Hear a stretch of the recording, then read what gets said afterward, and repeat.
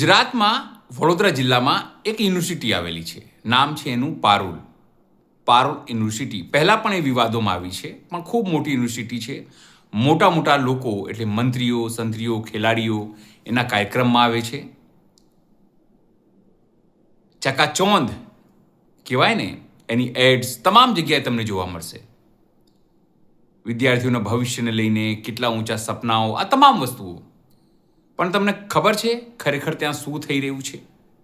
તમને એ વાત પહેલાં કહી દઈએ કે એ વાત ન્યૂઝ પોર્ટર સીધે આરોપ નથી લગાવી રહ્યો, પણ આમ આદમી પાર્ટીના નેતા અને વિદ્યાર્થી નેતા એવા યુવરાજસિંહ જાડેજા અને તેમની ટીમ ત્યાં જ્યારે પહોંચી ત્યારે ખબર પડી કે ત્યાં ભોજનની ગુણવત્તા, શિક્ષણની ગુણવત્તા અને જ્યારે તેઓ વિરોધ કરે છે વિદ્યાર્થીઓ આ તમામ વસ્તુને લીધે, તો તેમને ધમકાવવામાં આવે છે, રેસ્ટ્રિકેટ કરવાની ધમકી આપવામાં આવે છે.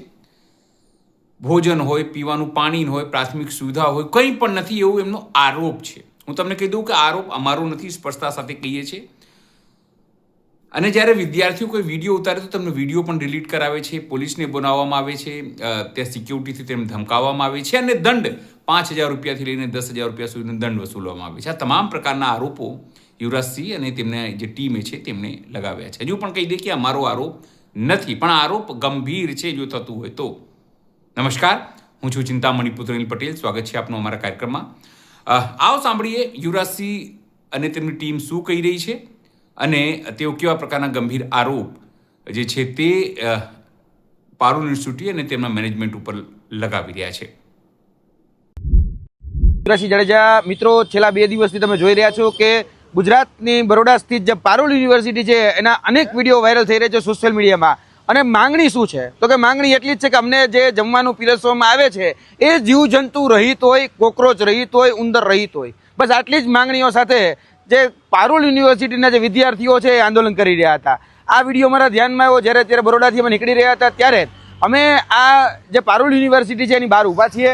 અહીંના જે વિદ્યાર્થીઓ છે વિદ્યાર્થીઓને મળ્યા, વિદ્યાર્થીઓને ખરેખર એના પ્રશ્નો પૂછ્યા. તો વિદ્યાર્થીઓ જ્યારે એમને આપવીતી કીધી ને તો અમને લાગ્યું કે આ પ્રશ્ન તો બહુ નાનો છે, પણ આનથીને ઘણા બધા બીજા મોટા પ્રશ્નો જે છે આ યુનિવર્સિટીની અંદર ચાલી રહ્યા છે. હવે ઘણા બધા વિદ્યાર્થીઓ કીધું કે સાહેબ અમારી પાસે તો ગમે ત્યારે ગમે એવો દંડ લઈ લેવામાં આવે છે. કોઈ જગ્યાએ 2,000, કોઈ જગ્યાએ 3,000, કોઈ જગ્યાએ 5,000, કોઈ જગ્યાએ 7,000. દંડનું કંઈ નક્કી જ નથી. શેનો લે છે, ક્યાંનો લે છે અને ગમે QR કોડ આપી છે ને એમાં લઈ લે છે. એ દંડ ક્યાં વપરાય છે એનું કોઈ નક્કી નથી. બીજી વાત કે સાંજે પાણી પીવું હોય 9 વાગ્યા પછી, તો 9 વાગ્યા પછી એને પાણી એ કહી શકે હોસ્ટેલની બહાર પીવા જવા દેવા ન થતા, એટલે કે ફિલ્ટરેશન પ્લાન્ટ જે છે હોસ્ટેલની બહાર છે તો હોસ્ટેલની બહાર જઈ નથી શકતા. હવે આ ઘણી બધી દિક્કત, ઘણી બધી પ્રોબ્લેમ, મુશ્કેલીઓમાં ક્યાંક ને ક્યાંક આ યુનિવર્સિટીના બાળકો જીવી રહ્યા છે. મધ્યમ વર્ગના, ઉચ્ચ વર્ગના બાળકો હશે, ફી ભરી શકે એટલે કદાચ સક્ષમ પણ હશે, પણ એનો એક બંધારણીય અધિકાર છે કે એને જીવન જીવવાનો અધિકાર છે અને એક સારું ફૂડ ખાવાનો અધિકાર છે, જેના માટે ફી ભરે છે. 2-5 લાખ રૂપિયા ફી લેવામાં આવે છે અને ખાવાનું તો કે 20 રૂપિયા જેટલું નહીં. તમે 2 લાખ રૂપિયા ફી આપો તો 20 રૂપિયા જેટલું ખાવાનું તો આપો.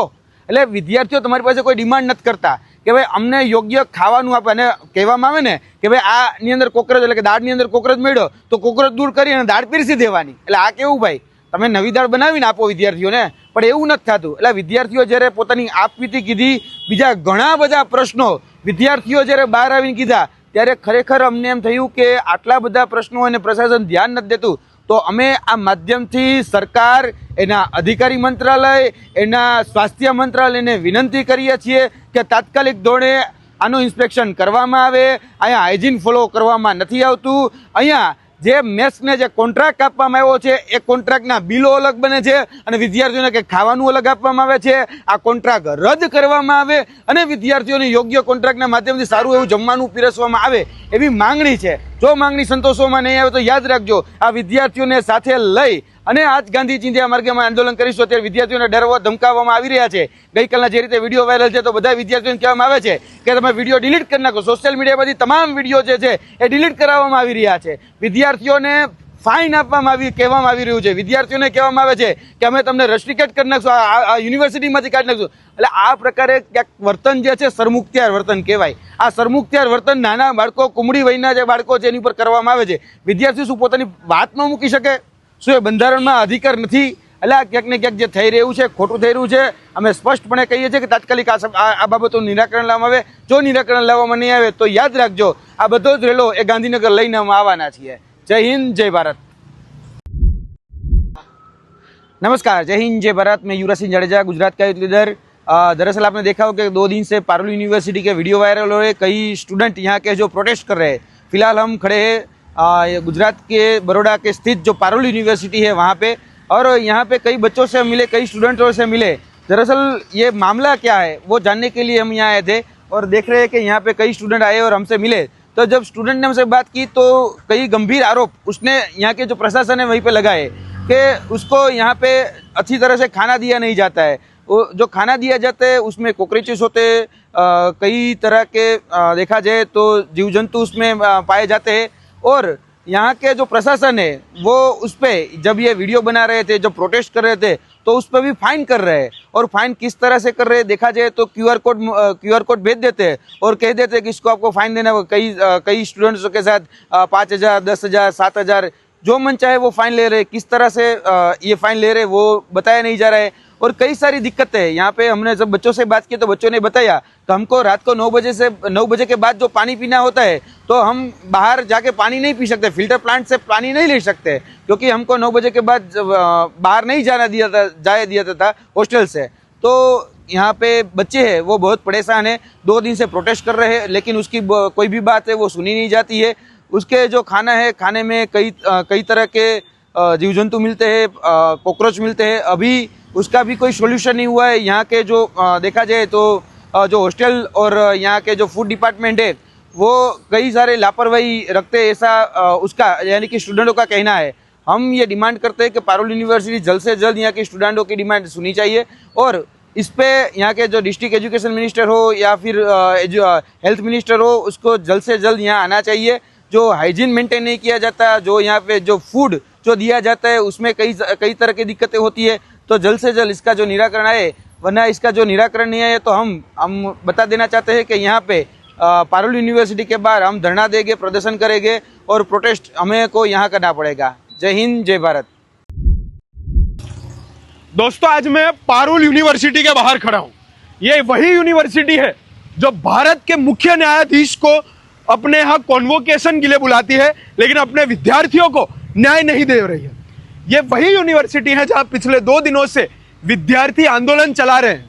इंडिपेंडेंस डे को आंदोलन होता है। किस विषय पर आंदोलन होता है? कि दाल में चूहा पाया गया, एक दाल में कॉकरोच पाया गया, और इस कॉकरोच को हटा के वही दाल विद्यार्थियों को पीरसने में आ रही है। मैं इस पारुल यूनिवर्सिटी से पूछ रहा हूं कि जब आप 5-5 लाख रुपए, 7-7 लाख रुपए की फीस वसूलते हैं, तब आपकी सर्विसेज कहां चली जाती है? और जब विद्यार्थियों ने एक साथ मिलकर, एकजुट होकर आपके यहाँ आवाज उठाई, तो आप इन्हीं विद्यार्थियों ने मुझे बताया कि भैया हमें फाइन दिया जाता है, भैया हमें रस्टिकेट करने की धमकियां मिल रही है, हमारे परिवार वालों को यहाँ बुलाकर हमें रस्टिकेट, हमें सस्पेंड करने की बात कर रहे हैं। इसी यूनिवर्सिटी के हॉस्टल में कोई हाइजीन नहीं है। इस हॉस्टल में दीवालों में से पानी गिरता है, इस हॉस्टल में भेज है। यहाँ जब हॉस्टल में कोई वाटर फिल्ट्रेशन प्लांट नहीं है, इस हॉस्टल में जब बच्चों को पानी पीना होता है तो एक फ्लोर पे भी पानी का मटका तक नहीं है, और इनको पानी पीने के लिए बाहर जाना पड़ता है। और मैं ये भी बता देता हूँ कि रात के 9 बजे के बाद एक भी विद्यार्थी को पानी पीने तक नहीं जाने दिया जाता। और गर्मियों के दिन में, गुजरात आपको जानते हैं बहुत गर्म राज्य है, यहाँ गर्मी बहुत ज्यादा पड़ती है, तो गर्मियों के दिन में यहाँ के बच्चे बोलते हैं कि भैया मैं पानी के बिना मरता हूँ रात को, मैं तरस के मरता हूँ रात को। ये विद्यार्थियों ने जब उनका खाना दिखाया, उनकी रहने की जगह दिखाई, जब ये परिस्थितियां मुझे दिखाई, तब मुझे बहुत बुरा लगा। और मैंने एक प्रश्न पूछा, क्या हम आज भी आजाद हैं?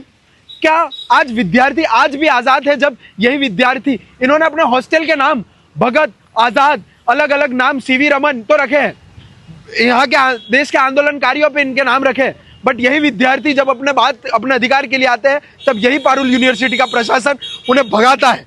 कल इस पारुल यूनिवर्सिटी के प्रशासन ने इन बच्चों पे पुलिस बुलाई, यहाँ के सिक्योरिटी गार्ड ने डंडा दिखा के बच्चों को भगाया है।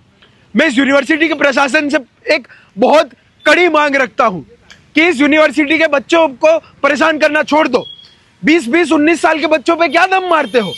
अगर सही में दम है तो उस कॉन्ट्रैक्टर पे दम मारो जो ऐसी खराब खाना बच्चों को खिलाता है। उन व्यक्तियों पे दम मारो जो आपके बच्चों को परेशान करते हैं। हॉस्टल में रहने वाला बच्चा आपका बच्चा है, उसका ध्यान रखिए। अगर पारुल यूनिवर्सिटी के प्रशासन ने और गुजरात राज्य सरकार ने इन बच्चों को और हमें सीरियसली नहीं लिया तो आने वाले दिन में मैं कड़ी भाषा में ये स्पष्ट करना चाहता हूं, हम यही यूनिवर्सिटी में और गांधीनगर के उसी सचिवालय में गांधी चिंध्या मार्ग पे आंदोलन करेंगे और उसका पूर्ण तथा जवाबदारी इस प्रशासन की रहेगी। जय हिंद, जय जय गरवी गुजरात। इसी यूनिवर्सिटी में जब हम यहाँ बाहर घूम रहे थे तभी विद्यार्थी हमारे पास आए और हमने उनसे पूछा कि क्या हो रहा है, क्या तकलीफ है आपकी। तभी उन्होंने विद्यार्थियों ने हमें वो वीडियो दिखाए, उन्होंने अंदर का ऑन ग्राउंड रियलिटी चेक दिखाया। और तो और जिन जिन विद्यार्थियों ने ये वीडियो ऑनलाइन रखे थे उन्होंने विद्यार्थियों को पारुल यूनिवर्सिटी के official account, I repeat, Parul university के ऑफिशियल अकाउंट से मैसेज आया है कि वीडियो डिलीट कर दीजिए। ये आजादी का हनन है, ये संवैधानिक अधिकारों का हनन है और मैं इसकी कड़ी भाषा में निंदा करता हूं। જે રીતે યુવરાજસિંહ જાડેજાને તેમની ટીમે આરોપ લગાવ્યા છે, ગંભીર આરોપ છે, તેની તપાસ થવી જોઈએ, સરકારે તેની તપાસ કરવી જોઈએ, શિક્ષણ વિભાગે તેની તપાસ કરવી જોઈએ। અને હજુ પણ હું તમને કહી દઉં કે આ આરોપો છે એમના છે, એના આધારે અમે સ્ટોરી કરી રહ્યા છે। જો પારુલ યુનિવર્સિટીના લોકો પોતાનો ખુલાસો મોકલશે તો એ પણ આપણે લગાવી શકીશું।